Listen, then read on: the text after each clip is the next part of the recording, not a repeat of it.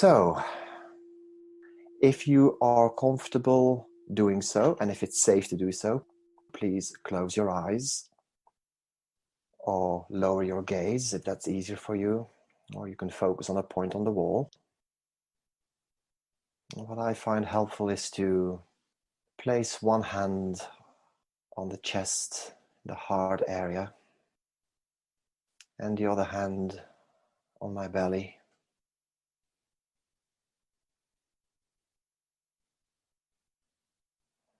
And I'm taking a moment with you to just arrive here.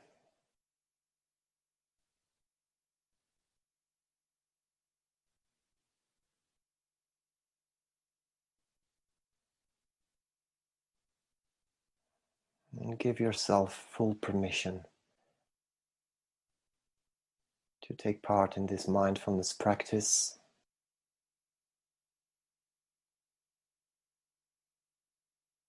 And have a scan up and down your body to see if there's any noticeable tension anywhere.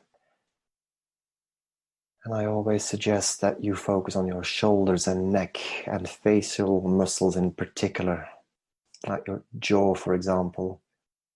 Just let everything relax just a little bit more.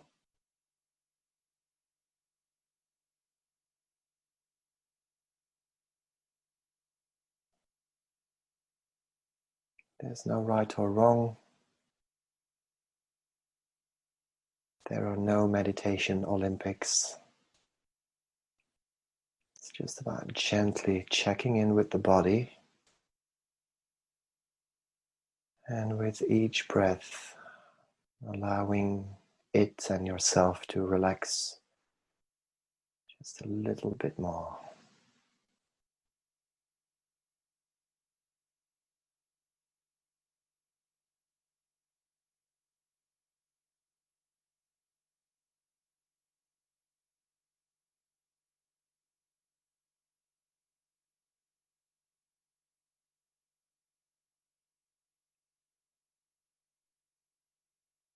And what I also like to do, and I'm going to suggest that tonight, is that you bring a gentle smile to your face. Again, nobody can see you, so don't worry about that, but just a gentle, what we call a half smile, and sometimes called a Buddha smile.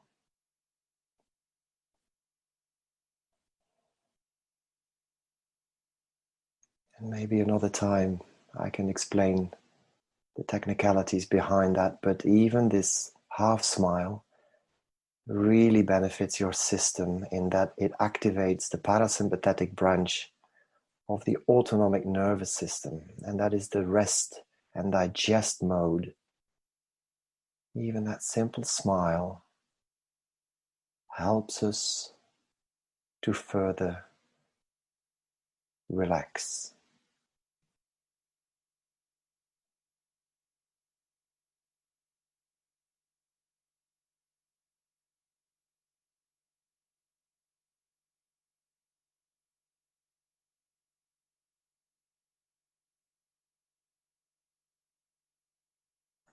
And the first part of the meditation will be about using our senses to ground ourselves in this moment, to let our awareness rest in this moment. So often, in part thanks to the brilliance of our minds, we are usually somewhere in the past or in the future, but rarely in the now. And that's why we meditate, to practice bringing our awareness to the now moment. And I'm going to ask you to start with anything that you can hear, maybe in the street, in your room, in addition to my voice. I'm going to give you a moment to see if you can identify anything.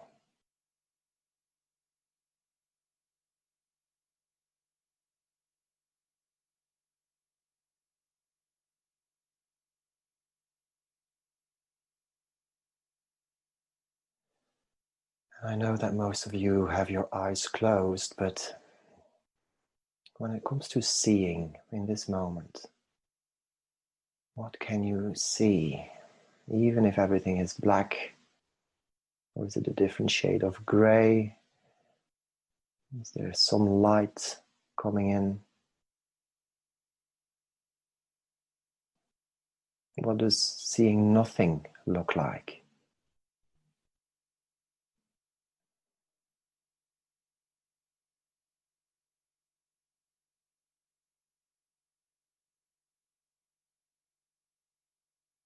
Let yourself relax just a little bit more as we move to the third sense, smell. There is beautiful incense in this room where I'm meditating. How about where you are? What can you smell?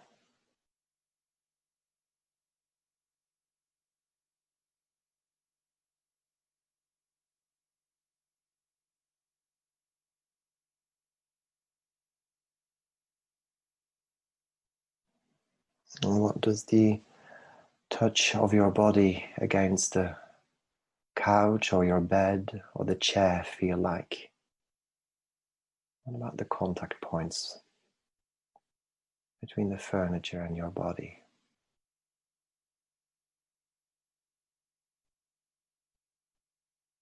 What does that feel like? What can you notice now that I have brought your attention to it that you didn't notice a moment ago?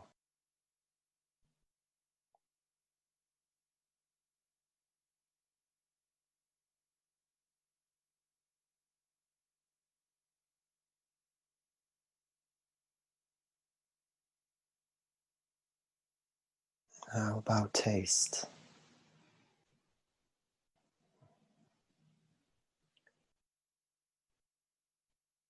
Is there anything on your palate that you can taste, or can you taste the air around you? What does nothing taste like?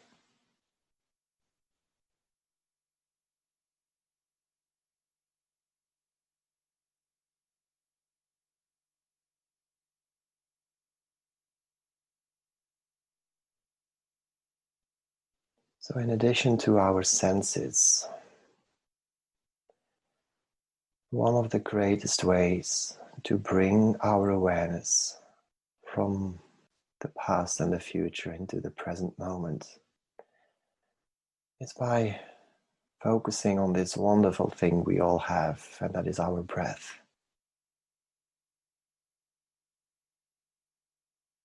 And I would like you to see or sense what your breathing is like right now without changing it in any way. Where do you feel your breath?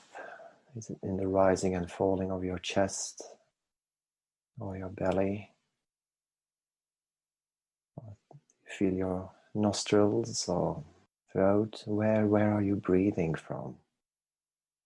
And once you have located your breath, the invitation is to stay with the breath for as long as you can, and I'm going to give you some time to practice this, and you may find it useful to say in breath, out breath, or this is an in breath, this is an out breath, whatever works for you.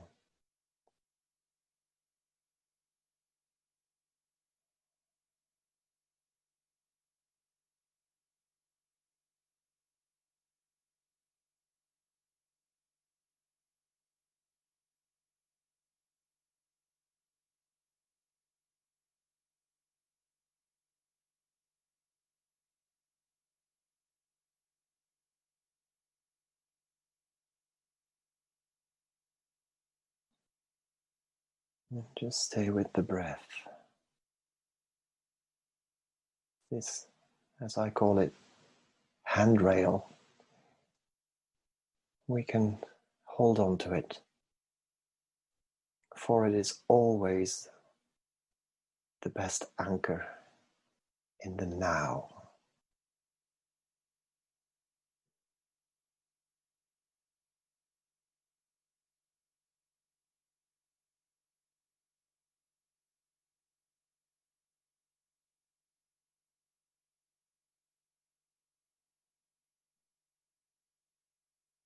And as we move into the next part of our meditation tonight, I'm going to ask you to stay with the breath, stay as relaxed as you can, but we're also going to practice something called open monitoring or choiceless awareness. And that is simply to, whenever a thought does pop up, to observe it from a distance and then label it and send it on its way and come back to the breath. So for example, something happened to you today, or someone said something, whatever situation, and that's on your mind. You could call that adventure, or you could call it jealousy, or you could call it love, or whatever. Just give it a label, let it go, and bring your attention back to your breath.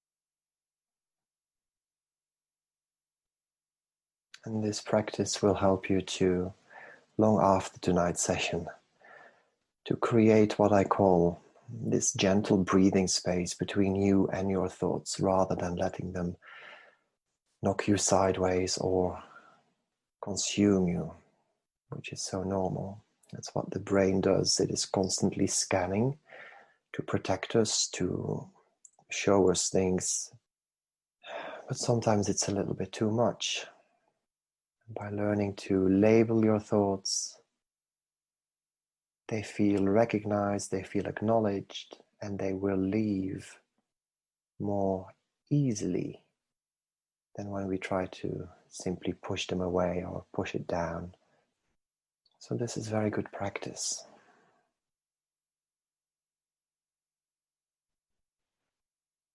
And as you keep listening to my voice tonight, this meditation, because I always try to include something new for the regulars amongst you, I'm going to share a quote with you that you probably have heard before. It is very famous, and it's very beautiful, and it's very relevant.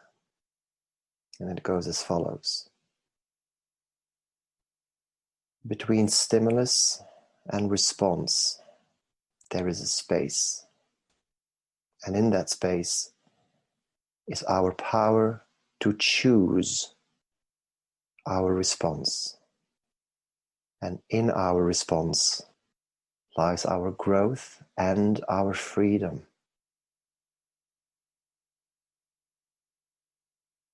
And in tonight's meditation, we're practicing finding that space between stimulus and response. And stimulus can be external, but also internal, our thoughts. And when we meditate, we create more mental capacity, more bandwidth, if you wish. And we are slowing down enough so that we can see our usual reactivity and practice not reacting in our normal way, but respond instead.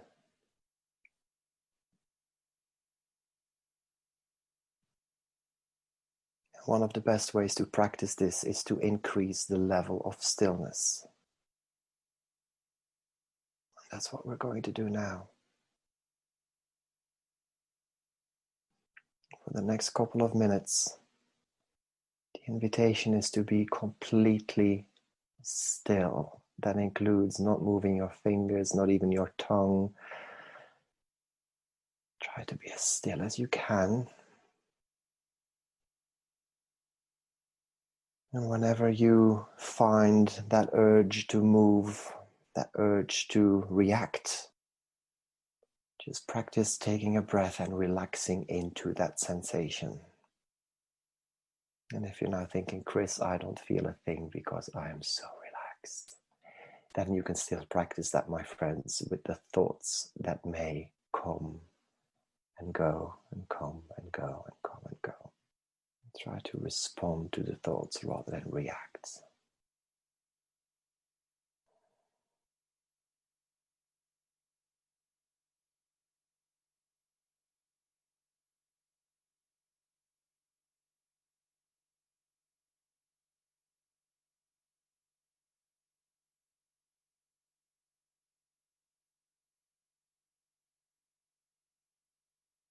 Notice any impulse to move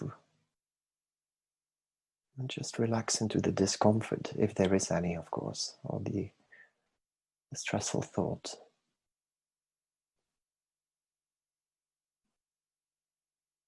Moment by moment,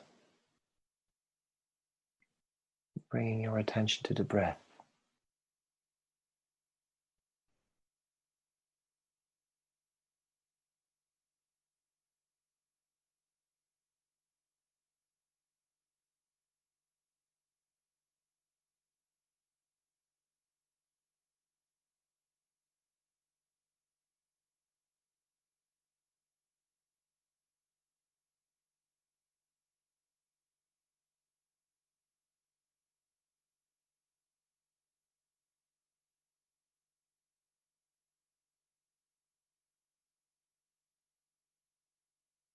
This is how we cultivate calm, increasing capacity,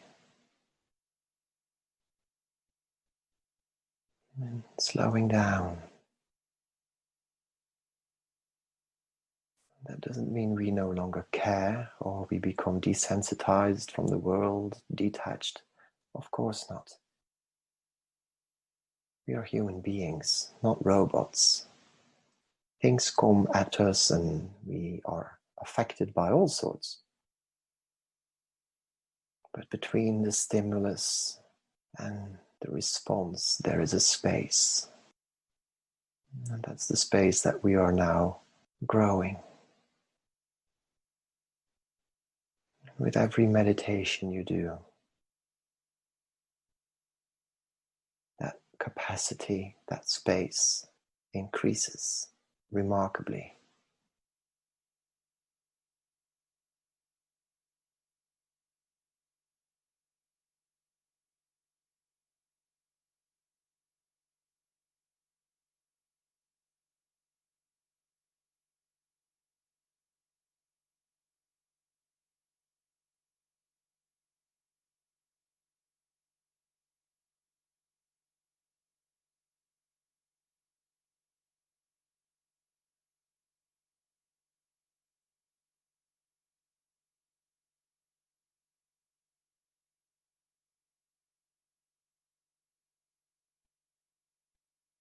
Just stay with the breath for a few more moments.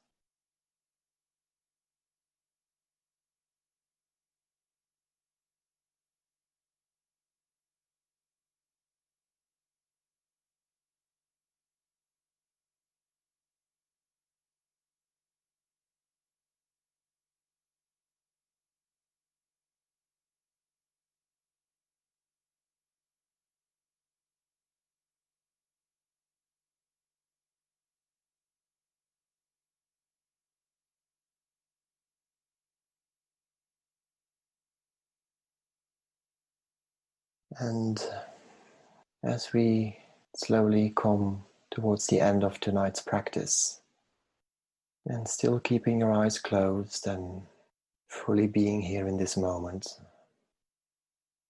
I'm going to share with you a short text. It's a parable which you may or may not have heard before, but I wanted to share it with you tonight because I feel it is relevant and helpful. After the quote, I will ring the bells and invite you to bring yourself back to the room and open your eyes. So here we go. An old Cherokee chief was teaching his grandson about life. A fight is going on inside me, he said to the boy. It's a terrible fight, and it is between two wolves. One is evil. He is anger, envy, sorrow, regret, greed, arrogance, self-pity, guilt, resentment, inferiority, lies, false pride, superiority, self-doubt, and ego. The other wolf is good. He is joy, peace, love, hope, serenity, humility, kindness, benevolence, empathy, generosity, truth, compassion, and faith. This same fight is going on inside you and inside every other person too. And the grandson thought about it for a minute and then asked his grandfather, "Which wolf will win?" And the old chief simply replied, "The one you feed."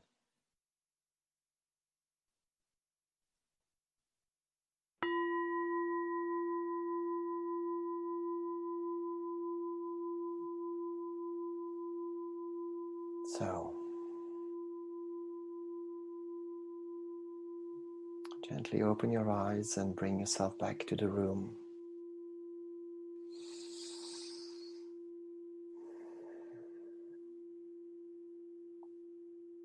And I want to thank you for your practice.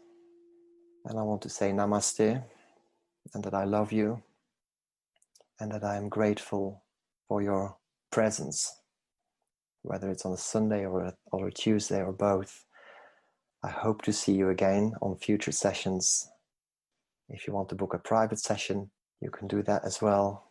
Just let me know. For now, I send you lots of love and positive energy. Have a great rest of the week, everyone. Thank you very much. Bye for now.